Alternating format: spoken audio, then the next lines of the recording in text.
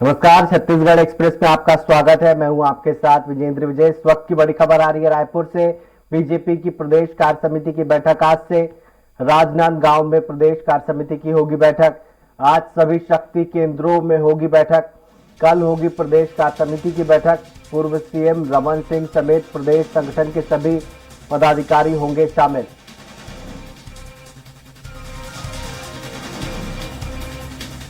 इस वक्त की बड़ी खबर आपको बता दें, बीजेपी की प्रदेश कार्य समिति की बैठक होनी है जिसका आयोजन राजनांदगांव में किया जा रहा है। पूर्व सीएम रमन सिंह जुड़ेंगे।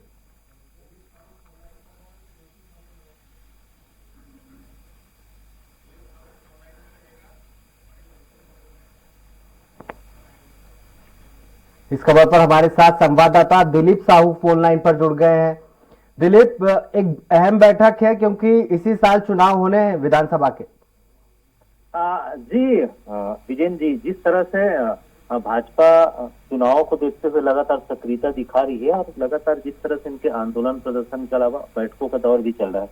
जब से प्रदेश प्रभारी ओम माथुर ने प्रदेश प्रभारी कार्यभार संभाला है, लगातार भाजपा ने जिस तरह से बदलाव किए हैं, चाहे प्रदेश प्रभारी की बात करें या प्रदेश अध्यक्ष विष्णुदेव साव की जगह अरुण साव की जिम्मेदारी दी गई है, इसी तरह नेता प्रतिपक्ष भी इन्होंने बदल दिए। तो कुल मिलाकर काफी आक्रामक मोड में नजर आ रही है, चुनावी मोड में है बीजेपी। इसी कड़ी में ये जो बैठक होना है, इस बार राजनांदगांव में प्रदेश कार्य समिति की बैठक आयोजित होना है। जिस तरह से राष्ट्रीय कार्य समिति की बैठक में जो निर्णय लिए गए हैं, उन निर्णयों को किस तरह से प्रदेश में इम्प्लीमेंट करना है, ये एक मुख्य रूप से इस बैठक की रणनीति का हिस्सा रहता है। इसके अलावा जो तमाम जो शक्ति केंद्र हैं इनके मंडल स्तर के, बूथ स्तर के जितने प्रभारी है, उनके साथ भी अलग अलग स्तर पर बैठक की जाएगी और आगामी चुनाव की तैयारियों को लेकर किस तरह से सरकार को घेरना है, सरकार की खामियों को किस तरह से आम लोगों के बीच जाकर उजागर करना है, ये मुख्य एजेंडा रहेगा इस बैठक का। और बैठक में प्रमुख रूप से राष्ट्रीय सह संगठन महामंत्री शिव प्रकाश भी इसमें शामिल हो रहे हैं। इसके अलावा प्रदेश प्रभारी ओम माथुर तो रहेंगे ही, साथ ही साथ प्रदेश अध्यक्ष अरुण साव, नेता प्रतिपक्ष नारायण चंदेल, पूर्व मुख्यमंत्री डॉक्टर रमन सिंह, बृजमोहन अग्रवाल, अजय चंद्राकर सहित तमाम जो बड़े स्तर प्रदेश स्तर के नेता है, वो भी इस बैठक में मौजूद रहेंगे।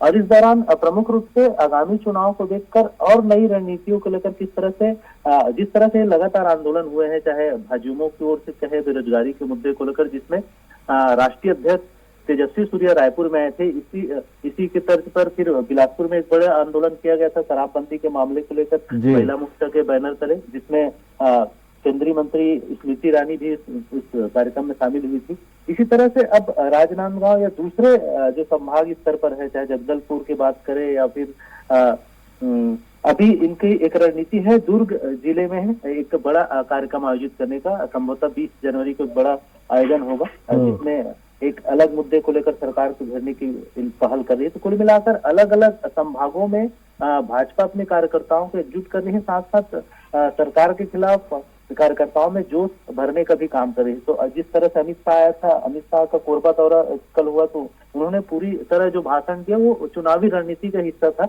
उनके भाषण में कहीं फिर भी नहीं लगा कि गृह मंत्री आए हुए हैं, लगा एक भाजपा के ही बड़े केंद्रीय नेता आए हैं और उन्होंने भाजपा के कार्यकर्ताओं को कहीं ना कहीं प्रदेश सरकार की, भूपेश सरकार को घेरते हुए और केंद्र की योजनाओं का जिक्र करते हैं उन्होंने निशाना साधा जमकर प्रदेश सरकार का।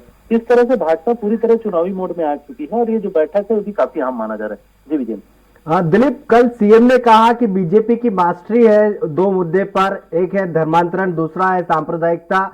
खुलकर आरोप लगाया उन्होंने और कहा कि अमित शाह जो है वो 2023 के लिए नहीं, 2024 के लोकसभा चुनाव के लिए आए हैं। जी बिल्कुल विजेंद्र, जिस तरह से भाजपा का केंद्रीय नेतृत्व ये लगातार बैठकों का दौर चल रहा है, जिसमें अलग अलग जगह सभाएं जो हो रही है, उसमें प्रमुख रूप से जो 160 सीटें हैं लोकसभा की, जहां पर बीजेपी की पिछले चुनाव में हार हुई थी, उन्हीं सीटों पर फोकस किया जा रहा है।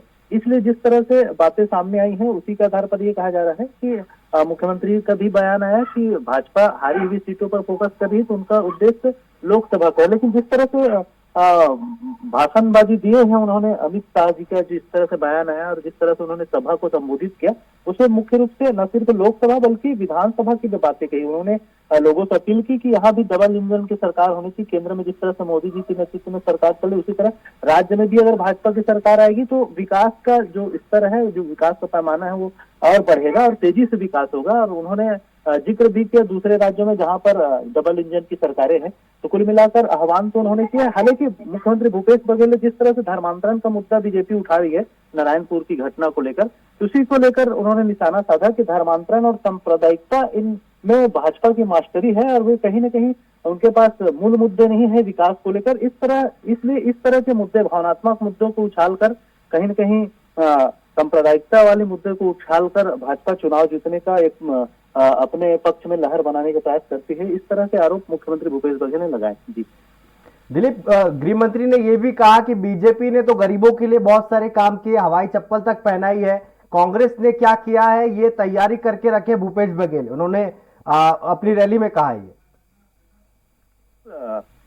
विजेंद्र, जिस तरह से अमित शाह ने लगातार विभिन्न मुद्दों को लेकर सरकार को घेरा और ये बातें भी उन्होंने कही कि जिस तरह से लगातार केंद्र सरकार की ओर से पैसे दिए जा रहे हैं, चाहे डीएमएफ मत की बात करें, उन्होंने बताया कि खनिज माइनिंग को लेकर भी 9,000 करोड़ से अधिक की राशि राज्य सरकार को दी गई है। और उन्होंने ये आरोप भी लगाया कि राज्य सरकार उन पैसों का भ्रष्टाचार कर रही है।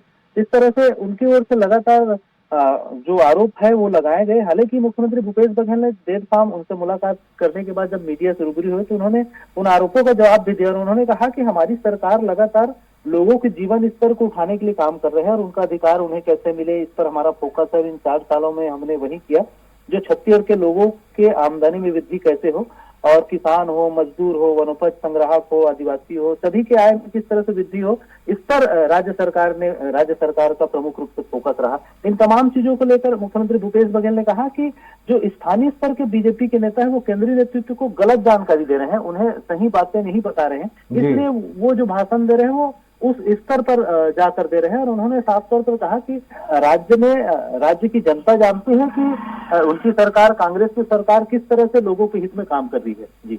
जी बने रहिए आप हमारे साथ बुलेटिन में।